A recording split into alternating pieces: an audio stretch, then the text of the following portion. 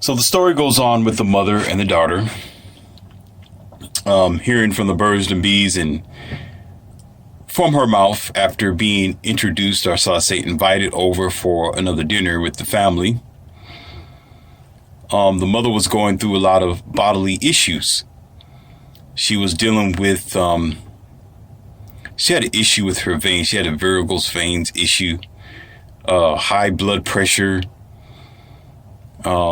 She had a case where she needed surgery because she had a clogged artery. The list just goes on because she was overweight, really not practically healthy as she needs to be. But she kept going back up there for prayer. And it wasn't that very same day, but during the same, I guess, information sharing when I was invited over there for dinner, she was the type of mother who tried to procure a man for her daughter. And here again, her daughter's 22, 23 years old, something like that. Okay. And me being of a certain, I guess, a fair age during around that time, I wasn't looking for practically everything, I would say, or anything, just trying to figure out myself realistically. And the girl kept trying to throw hint lines at me as if she was interested in a relationship. But I was basically looking at her for who she was, not about her financial standings and what she can offer, not the things that I know of today. I was still looking at her for how she is as a woman. How does she line up in the stage of beauty? You know, where's she at on the scale of 1 to 2? She was more like a 2, if anything. She may have had a wonderful personality, but it did not shave her face. You know, it didn't keep her from looking raunchy and discombobulated.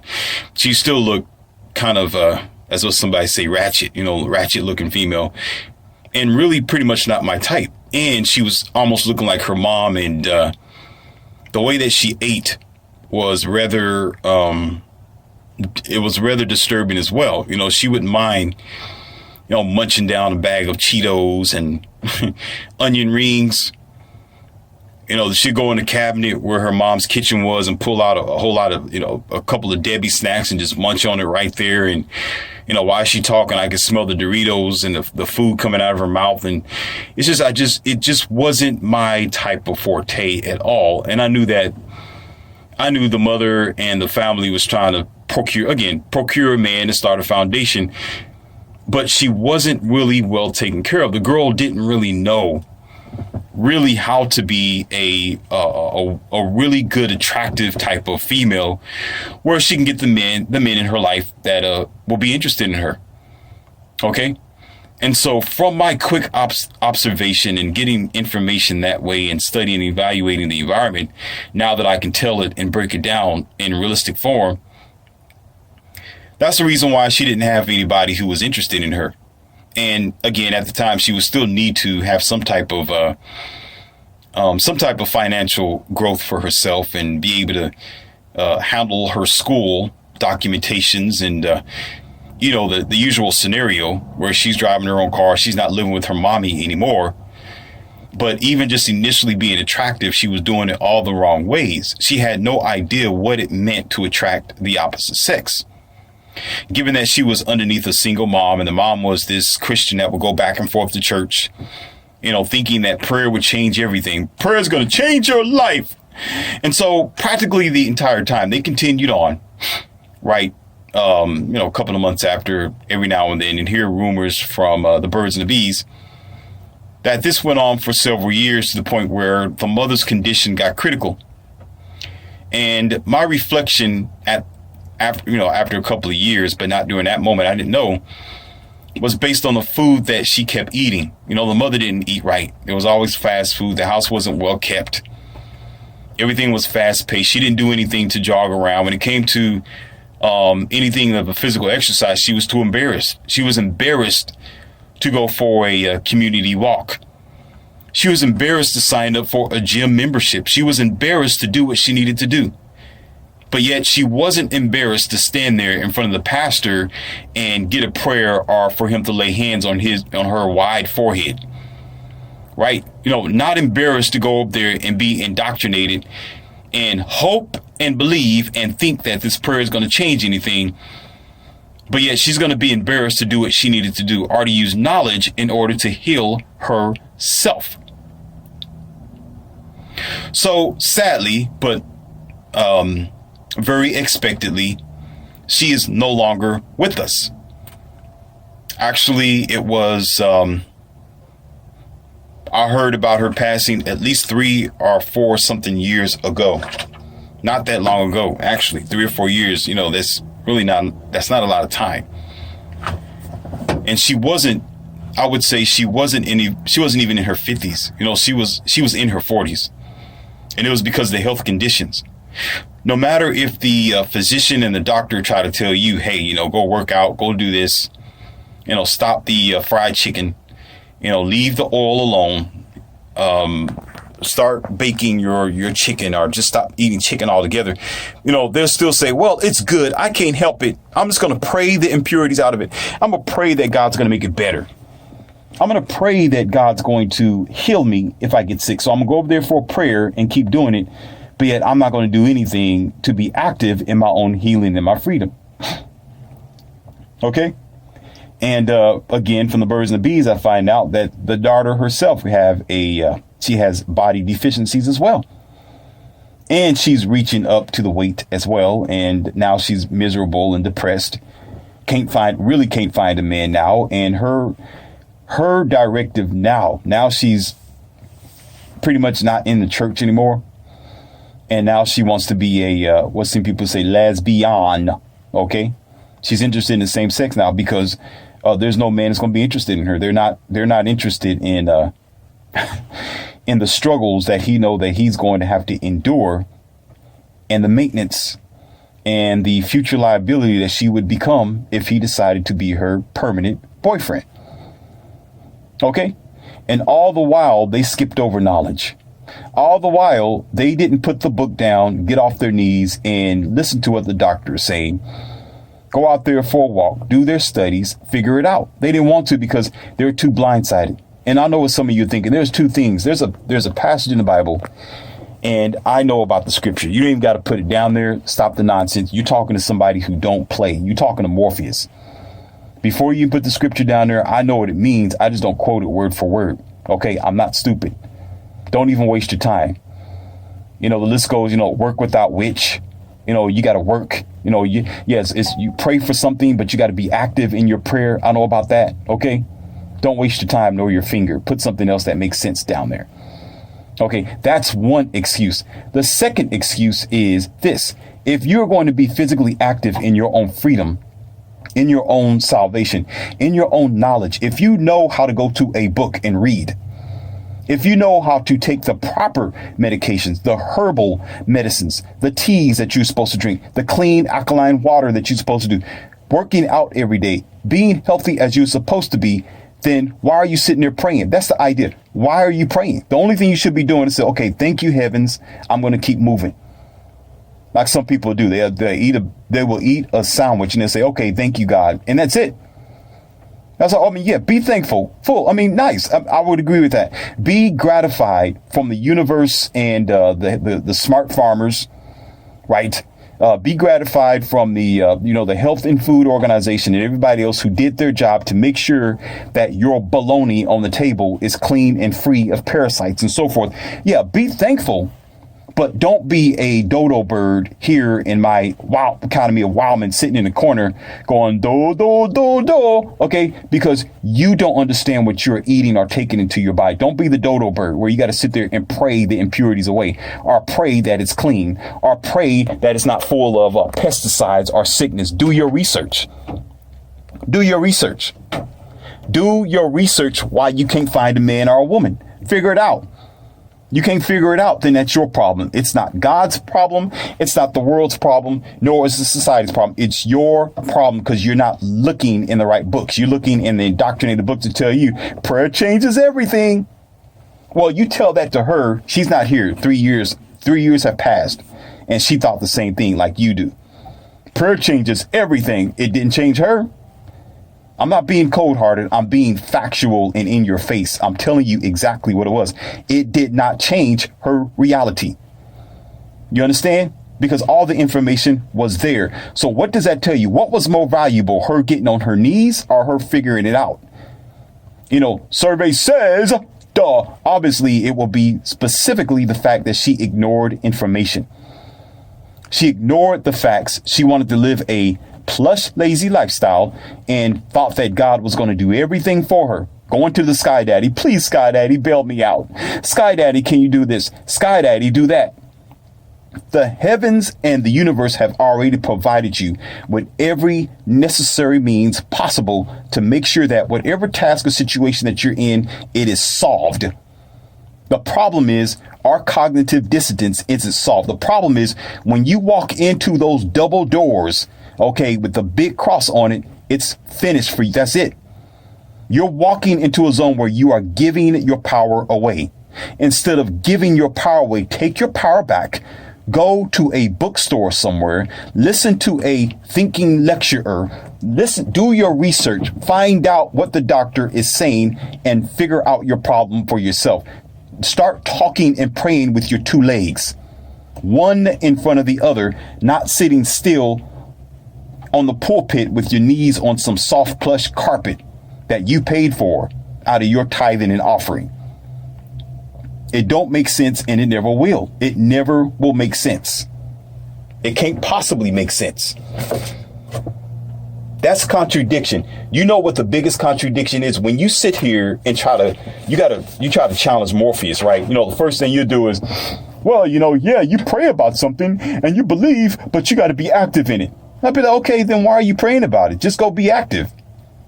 Is your cross upside down that much? I mean, are we walking around with our head on the ground and our legs up in the sky? I mean, we're walking upside down here. You're walking upside down if you're talking like that. You're making yourself look silly. As a matter of fact, if we were sitting on a table and we have this conversation, I will purposely put a recorder right there in the middle of the table and let you say that. And what I'll do, I will record it back to you real slow until you get it. And if you don't like it, I'll find a special red pill, you know, laced with, what do you call that? CBDs, so you can concentrate on what you're saying to yourself.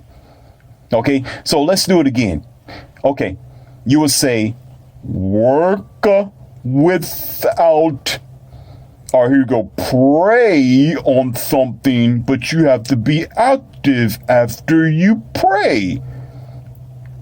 Then you're active, then you learn by doing it. Then why are you praying then? Then you just go do it. Then why do you go to school then? Do you get that? What do you do? What do you do? I mean, in the school, just check this out. Okay, you go to college, right? And you sit before the professor, and I'm your professor, and I'm teaching you something. All right, would it make sense for you to not take what I'm saying and say, oh, you know what, let me think about that and go somewhere else? But yet you pay tuition. You're in my classroom to learn and to study what I'm telling you, right? So obviously that means, okay, let me see what I can do with this tool, with this learning mechanism here. How can I apply this to my world? Would it make sense to say, oh, I don't know about this.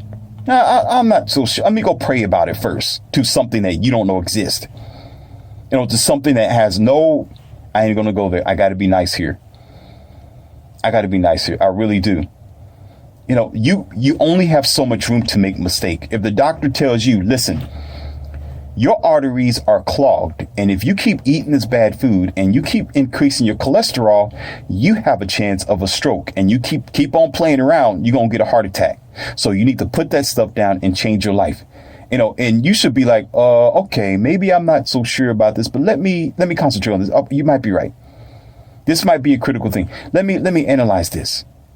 Okay, would it make sense to say, oh, I don't know, the doctor don't know what he's talking about. I'm not going to study what he's a joke. I'm just going to pray about it. And after I pray about it, then I'm going to be active. I'm going to go sit down on my knees and go and then all of a sudden I'm going to say, okay, maybe I will listen to what the doctor say afterwards. That's backwards. It's backwards. You try it out with that person, say, listen to what they got to say. Then, of course, eventually you'll start be like, well, why am I praying? Yeah, ask yourself that question. Why are you praying if you're active? If you're going to realize that that plate of food is full of simulated glucose, right? It's monosodium glutamates. It's full of yeast, flowing agents, cholesterol agents in there, sodium, heavy sweets and salt. Listen, if you understand, and the meat and the ham hock and ham that you're eating is more fat than it is meat. Common sense that we don't have anymore would tell you don't eat it. So therefore, in that amount of seconds or minutes that you are rejecting that plate of food, like I did in Thanksgiving, okay, it don't take prayer. It takes knowledge and good sense. And no, I can't eat that. Like when somebody try to give you a cigarette, you're not a smoker. What do you say? No, I don't smoke. Duh. You didn't pray first. You just said no, didn't you? Somebody try to give you some, illegal drug or something like that. Say, hey, man, you want some of this? You be like, no, dude, no. You'll say no. You don't have to pray about it. You just say no, right? That's being active. You never even prayed about it. You just said no. Right? So that's the same way as when you got knowledge that something's not good for you. You know what you need to do for yourself in life. You should know yourself by now. Be an adult, pick up your granny panties and keep it moving. Then why do you need a second opinion? Why don't you depend on the knowledge that you've gained unless you have no confidence in yourself? If you don't have no confidence in yourself, then you need a second opinion. You're not ready to be you. You're not ready to own yourself, and you're not ready to sign the dotted line of your own soul. You might as well go ahead and just give power to everybody else and say, please pin me down and use me. Please tell me who I am. Like in anger management, Adam Sandler's looking over to that guy with the thin black shirt on. He said, you want Lou to tell you who you are. So you need Lou to tell you who you are. You don't know who you are. You want somebody else to stand. You need to love God this way. You live this way. Don't live that way. You're supposed to focus on the heavens this way. Don't focus on it that way. I want you to do it this way. If you don't do it, God's going to be mad at you. You should be like, who are you to tell me about what God thinks about me? He can't tell me face to face. Why do he need you as the middleman to try to tell me what life and death is all about? Go sit down. Take your crucifix somewhere. Go somewhere else with your tainted water. I wish you would splash it on me. We don't do that. All we do is, they told me it, so I guess it must be right. Oh, is that it? Is that all it takes? Somebody told you, so you guess it must be right? Why don't you use experience? Oh, I forgot. We don't have any. I forgot, because experience means you got to dig into common sense and logic. That's the problem with us. This is exactly what Marcus Garvey was talking about. Exactly what we're talking about. Stop being on your knees. Get up and walk with your legs and start doing it for yourself. Stop asking for the mercies of God and the miracles of God. Be the miracle and be the mercy. You practice mercy on other people. You say, I'm sorry and I forgive you. You are the one who will say, you know what? Nah, I'm gonna let it pass. You good. You start doing that. You start saying, no, I'm not going to do it because I'm not going to do it. I'm going to dress this way because I want to dress this way. I'm going to live this way because I want to live this way, because I'm responsible for myself. Yes, you are. When you're in trouble, you're the only one that's going to be handcuffed. You're the only one that's going to be responsible for yourself. You're the only one that's the finger's going to be pointed at. So why are you waiting and hoping and believing in what somebody else say about you? Why don't you start believing and hoping and having faith in yourself? I can't make it no more plain than that. I cannot make it no more plain than that. It's have nothing to do with being against God. It have nothing to do with not believing as what you think in church or revelations. It has more to do with you being yourself, owning who you are. Stop holding on the hands of your sky daddy or sky mommy in other people's perception. Start standing up on your own adult 2 feet and be confident with your own decisions that you make. Whether it's right or wrong, at least you made it. Nobody else made it for you. How are you going to call yourself an adult? Are you a responsible adult and you're sensible and you know what you're doing for yourself in the future, but you're still going by indoctrination? Disconnect yourself from the machine. Disconnect yourself from your false programming from the past and start opening your mind to a broader, more sensible, more logical future that requires for you to be modest and be able to accept that somewhere along the line you was wrong and you was misled by people who purposely wanted to mislead you because there's a dollar bill in play. Do you get that? If you don't understand this, on the Monopoly board, the guy with the white beard, he's going to tell you, you do not pass go and you do not collect $200. Sit down. Go home. If you don't pass this life, if you don't understand that you are the owner of yourself and your own destiny in this life, there is no other life for you. Either you pass it this time around or you might as well forget it. People are dying daily. They're losing their lives daily. They're losing their focus daily. Why? Because we're walking around with a question mark over your head. There should be no more question. It should be, I know and I accept. Whatever I accept, I'm responsible for it. Let's keep it moving. But yet y'all want to blame it on everybody else. Blame it on yourself. Open up a book and read. Not some indoctrination, not some mythical history from somebody who, what was his story. Start reading facts.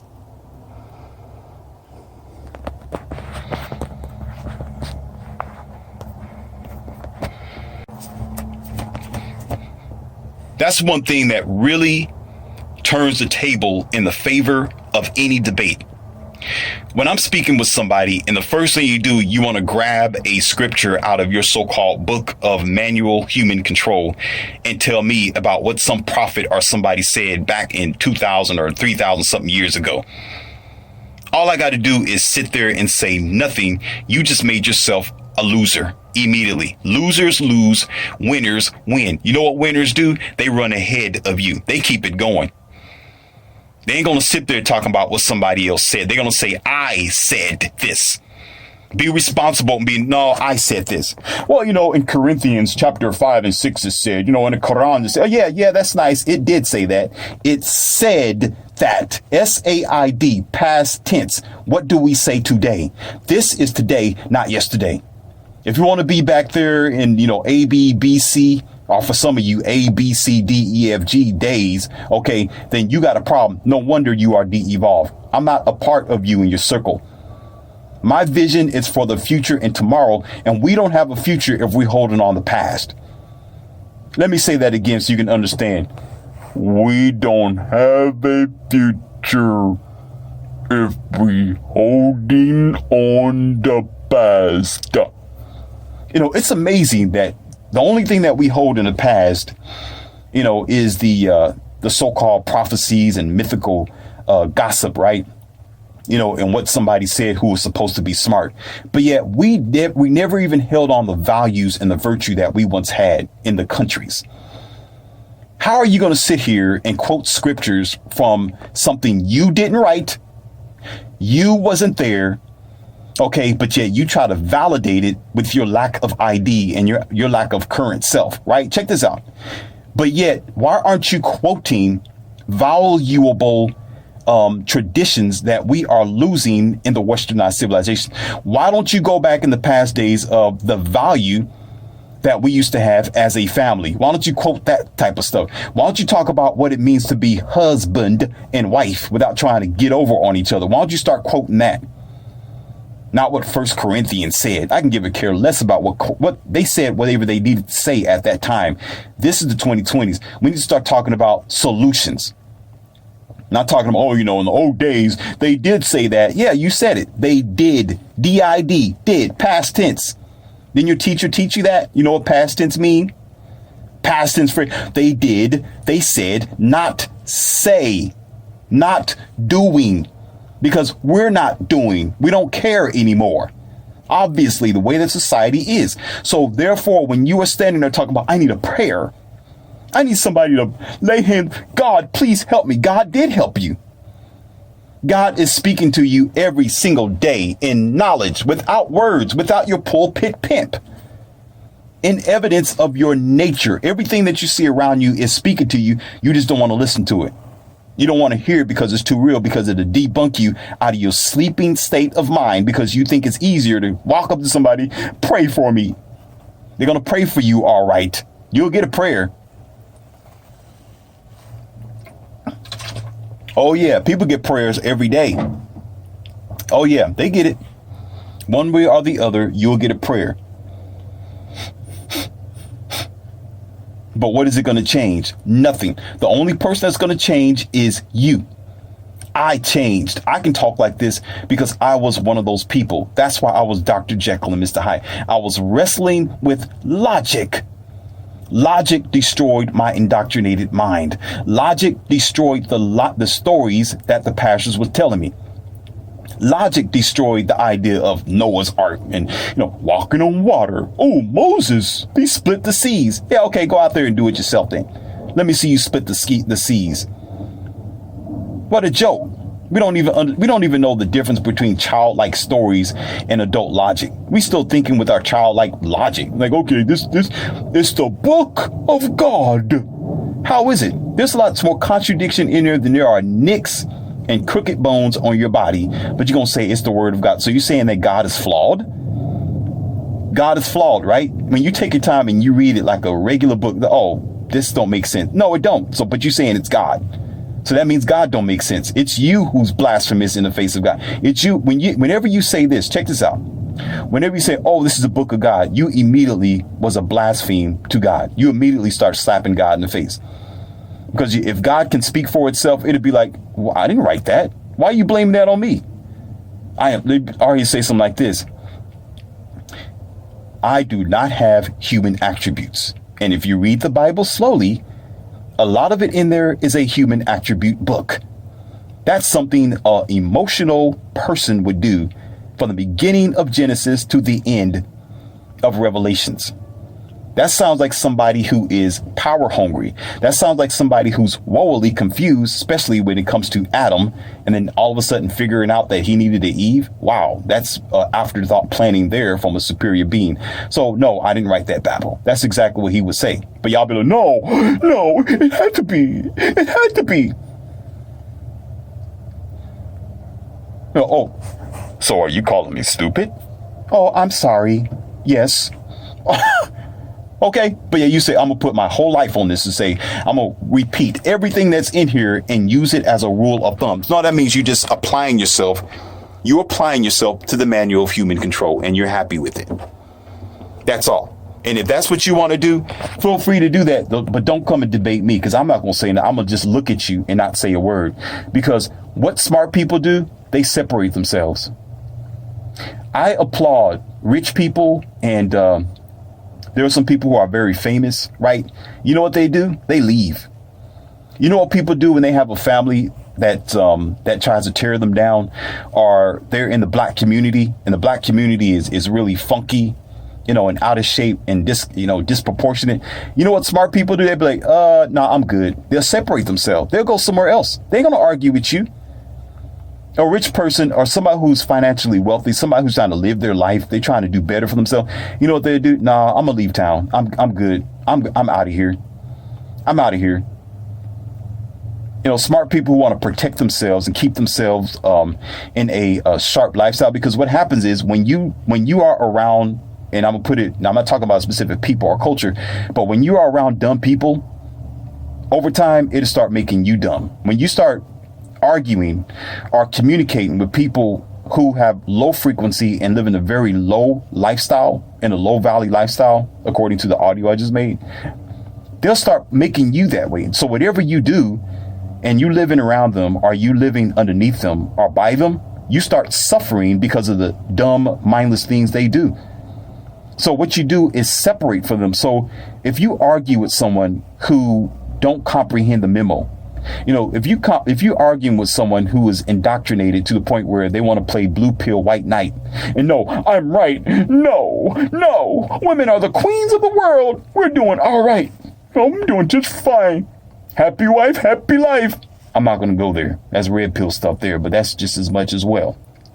That's just as much, and it goes that far. It's an apparatus of many things, right? If you're that type of person, what happened is when you argue with them, you'll never win. You hear smart people say you can't argue with stupid, because the moment you do, you're stupid immediately. Immediately, you've lost your intellectual card or your knowledge card. You're no longer wise. That's why in a debate, there's no need to argue with the person. You talk sensible. So what happened is, if you sit there talking about, oh, Morpheus, you're wrong, I'm just going to look at you. I ain't going to say nothing. Well, okay. You're going to call me up, or you're going to, text message, or you're going to send me an email. But okay, I'm going to debate this guy. I'm going to tell you what you're going to hear. This is what you're going to hear.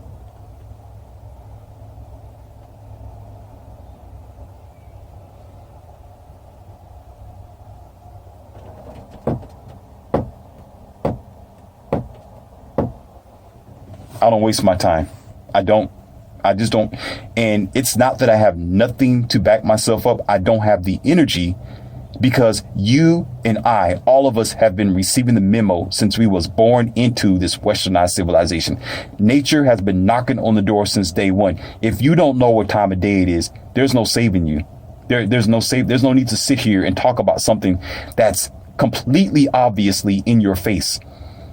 I mean, you got nerve to say, okay, what is your name? Oh, my name is John Ben.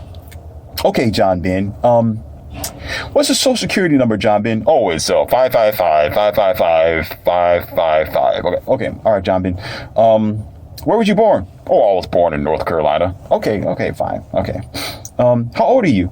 Oh, I'm 44 years old, and I used to be a farmer. Okay, I need to know. I need to know all that. Okay, John Ben. Do you love yourself? Oh, sure. Okay, who are you? I'm John Ben. Okay, are you responsible for yourself? Oh, sure, I am. Okay. Then, what if I told you that you're not you? Would you be upset if somebody owned you? If somebody told you that you need to live life a certain way, would you be upset? Sure, because I have my own decision. Okay, yeah. What if I told you that I'm going to share your social security number with everybody?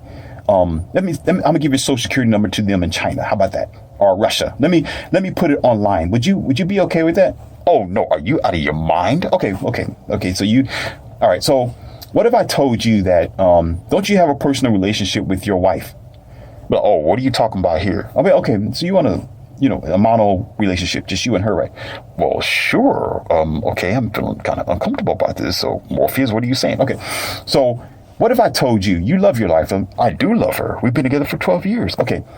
What if I told you that I want you to share your wife with the neighborhood, and all the guys are like, they're ready. Why don't you share your wife with them? And will you be okay with that? Morpheus, if you want to leave my house breathing, I don't think you want to continue asking me that question. Okay. All right, fair enough. All right. I understand, sir. What I'm saying is, okay, fine. So let me throw this out to you. Why do you need somebody to tell you how to live and what life is to you? Do you not know what life is today? Well, yeah, I've been around for 45 years. I make decisions on my own. If I go into my shed and I get out this blower and come blow you away, then, I'm be responsible. Oh, okay. Oh, no, wait a minute. Slow down, Mr. John. This is not going this. We don't have to go that far. Okay. What I'm saying is this. Okay. Why do you need me or someone else to tell you how to love the universe, how to reach your greatest self by an indoctrinated system?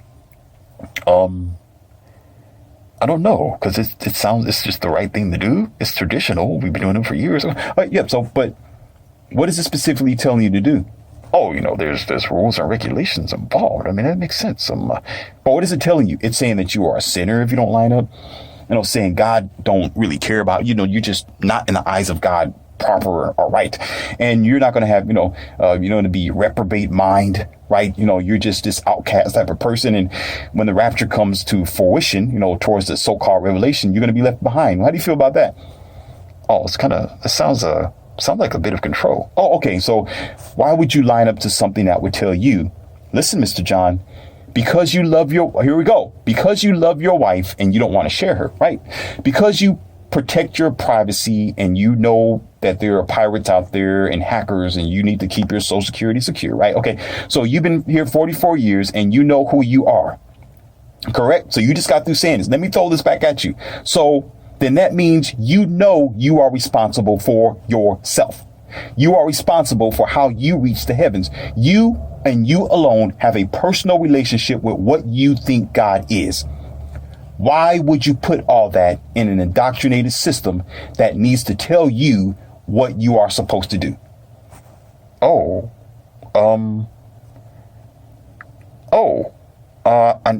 never thought of that. Maybe I'm just doing it because my parents used to do it and my great-great-parents did it. I never thought of it that way. You got a point, Morpheus. I need to think about that. You're right. I am responsible for myself. Why am I telling people, wow, I've been a Christian all this time. I never thought about that. No, you haven't. Absolutely not. So why would it be different?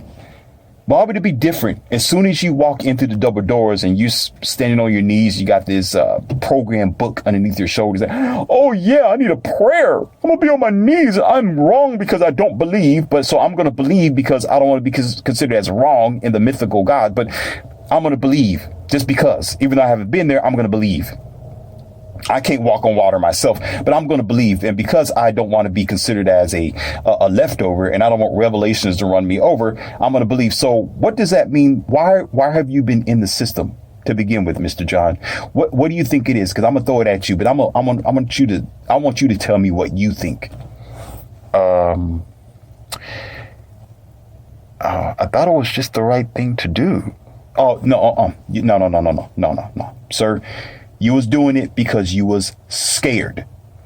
You was put in fear mode for generations from generation as a child to tell you that you're not in the favor of God if you decide to what? Be yourself. So if you're here and you're born to understand that you are Mr. John and you are here to be responsible for yourself, right? And if you should do so, right, and you're wrong for being you, that means the system don't want you to be yourself. That means the system wants to take the control from you and usurp that so that way what? You don't have the opportunity to know yourself. You only need to know yourself through indoctrination. Am I making sense to you? Oh, Morpheus, where do you get this information from? Where do you know this from, Morpheus? What is this? You know what I'm going to say? I think I need to pray for you.